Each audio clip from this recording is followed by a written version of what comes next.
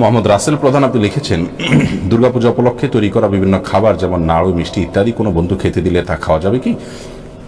দুর্গাপূজা বা হিন্দু ভাইদের কোনো ধর্মীয় অনুষ্ঠান বা অন্য কোনো ধর্মের মানুষদের ধর্মীয় কোনো উৎসব বা অনুষ্ঠানকে কেন্দ্র করে তারা যদি কোনো খাবার আমাদেরকে দেন, সে খাবারটা আমাদের জন্য খাওয়া হালাল হবে কয়েকটি শর্ত সাপেক্ষে।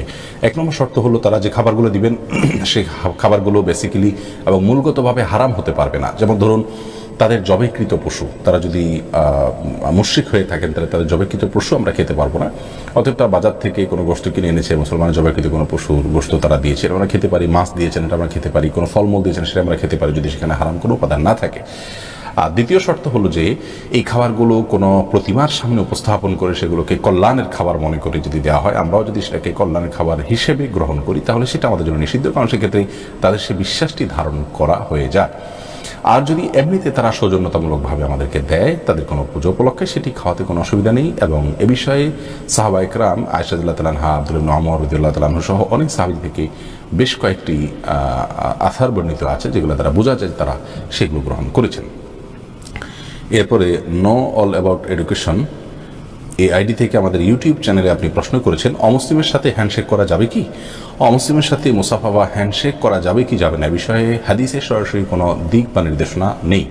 সালামের বিষয়ে দিক এবং নির্দেশনা আছে, ওইটার উপরে তুলনা করে, যেহেতু দুইটা প্রায় একই ধরনের আমল, সেটার উপরে তুলনা করে বেশিরভাগ ফোকা একরাম বলেছেন যে কোনো মুসলিম যদি আপনার সাথে হ্যান্ডশেক করার জন্য হাত বাড়িয়ে, আপনি সৌজন্য রক্ষা করতে গিয়ে আপনি তার সাথে হাত বাড়িয়ে মুসাফা করতে পারেন। এছাড়া আপনার প্রতিবেশী কোনো অমুসলিম যার সাথে মুসাফা না করলে তিনি ভুল বুঝতে পারেন, মনে কষ্ট করতে পারেন, সেক্ষেত্রে তার সাথে আপনি মুসাফা করতে পারেন।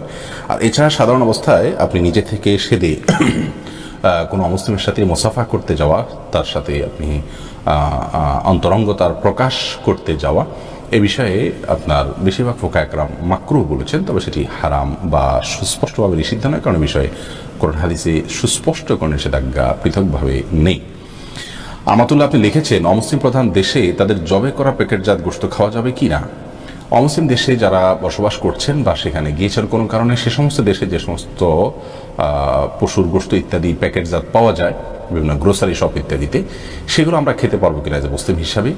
এর উত্তর হলো যে এগুলো যদি কোনো আহলে কিতাব অর্থাৎ কোনো ইহুদি খ্রিস্টান বা কোনো আসমানি গ্রন্থে বিশ্বাস করেন, বিভিন্ন নবী রাসূলে বিশ্বাস করেন, যেমন খ্রিস্টান আছেন, ইহুদি আছেন, তাদের জবে করা যদি কোনো পশু হয় তা বা তারা জবে করেছেন এরকম যদি জানা যায় বা তাদের এলাকা হয়, তাহলে সেখানকার পশু খাওয়া যাবে। আল্লাহ তাআলা কোরআনে কারীমের সূরা মায়েদার 5 নম্বর আয়াতে বলেছেন, আল-ইয়াওমা উহিল্লা লাকুম আত-তাইয়্যিবাত ওয়া তা'আমুল লাযীনা উতুল কিতাব। আজ তোমাদের জন্য হালাল খাবারসমূহকে, পবিত্র খাবারসমূহকে হালাল করা হয়েছে, এবং যারা আহলে কিতাব তাদের খাবারকেও তোমাদের জন্য হালাল করা হয়েছে, অর্থাৎ তাদের জবে করা পশু তোমাদের জন্য হালাল করা হয়েছে। তবে শর্ত হলো, আহলে কিতাবরা যে পশু জবে করবে সেই পশু জবের ক্ষেত্রে তারা আল্লাহর নাম নিতে হবে, এবং দ্বিতীয়ত হলো সেই পশু জবে করার ক্ষেত্রে পশু জবের যে শর্ত আছে, যেমন রগ কাটা, এটা নিশ্চিত হতে হবে। যদি এই দুটা নিশ্চিত হয় তাহলে তাদের জবে করা পশু আপনি খেতে পারবেন। তবে আহলে কিতাবরা জবে করার সময় তো আমরা দাঁড়িয়ে থাকতে পারবো না, রগ কেটেছে কিনা, বিসমিল্লাহ বলেছে কিনা। এই জন্য তারা যদি জবে করে থাকে, সচরাচর তারা আল্লাহর নাম নিয়ে থাকে, তাহলে সেক্ষেত্রে সুধারণাবশত তাদের জবে করা পশু খাওয়া যাবে। আয়েশা রাদিয়াল্লাহু তাআলা আনহার ব্যাপারে সহিহ বুখারীতে একটা হাদিস বর্ণিত হয়েছে, তিনি একবার নবী সাল্লাল্লাহু আলাইহি সাল্লামকে এই ধরনের একটা প্রশ্ন করেছিলেন যে আহলে কিতাবদের জবে করা পশু আমরা খাবো কিনা, আমরা তো জানি না তারা আল্লাহর নাম নিয়েছে কিনা। তখন নবী সাল্লাল্লাহু আলাইহি সাল্লাম বলেছেন, তুমি খাও আল্লাহর নাম নিয়ে, তুমি বিসমিল্লাহ নিয়ে খাও। তার মানে তাদের জবে করা পশু আপনি খেতে পারেন, তারা বিসমিল্লাহ বলেছে কিনা, রগ কেটেছে কিনা, এটা নিয়ে আপনার ধোঁয়াশা করার দরকার নেই, যদি সচরাচর তারা এটা করে থাকে। কিন্তু বাস্তবতা হলো যে আজকের পৃথিবীতে আমরা জানি যে খ্রিস্টানরা, ইহুদিরা, তারা আল্লাহর নাম নেয় না বললে চলে, এবং তাদের মধ্যে তাদের নিজেদের যে ধর্ম, সেই ধর্মকেই তারা খুব একটা ধারণ করে না। তো এরকম আহলে কিতাবরা যদি পশু জবে করে, তাহলে সেক্ষেত্রে তাদের প্রতি সুধারণাবশত যে তারা আল্লাহর নাম হয়তো নিয়েছে, হয়তো তারা ওইভাবে রক্তক দেখে কেটেছে, হারাম বাজ বিচার করি, এরকম সুধারণাবশত তাদের পশু এই যুগে খাওয়াটা কঠিন এবং এটা যায় না। শেখ মুফতি আল্লামা তাকি উসমানী হাফিজাহুল্লাহ তিনি এই বিষয়ে ফতোয়া দিয়েছেন। এছাড়া বিন বাজ রাহিমাহুল্লাহ বলেছেন যে সুধারণাবশত খাওয়া যেতে পারে, কিন্তু ওই যে যদি জানা যায় যে তারা এটা করে না, তাহলে সেক্ষেত্রে কিন্তু খাওয়া যাবে না।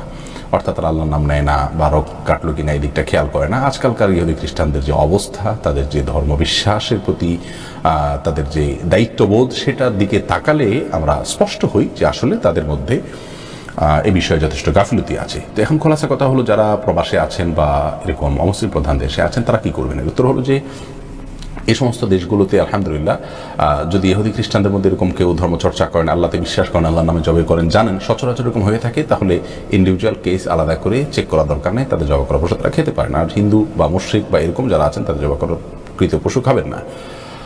আর যদি গ্রোসারি শপগুলোতে হালাল সার্টিফাইড থাকে, বিভিন্ন দেশে আমি জাপানে দেখেছি, বিভিন্ন দেশে আপনার সে দেশের ওলামা একরাম সংশ্লিষ্ট আপনার পশু জবের ক্ষেত্রে শরিয়া প্রতিপালন করা হয়েছে কিনা, নিয়ম মানা হয়েছে কিনা সেটা দেখে যাচাই করে তারা হালাল সার্টিফাইড করে থাকেন। তো তাদের সার্টিফিকেশন দেখে, তাদের আপনার সার্টিফিকেট দেখে, হালাল এটা লেখা দেখে সেই প্রতিষ্ঠান যদি এটাকে আপনার নির্ভরযোগ্য মনে করে সার্টিফিকেট দিয়ে থাকে, তার উপর নির্ভর করে আমরা খেতে পারি, কোনো অসুবিধা নেই।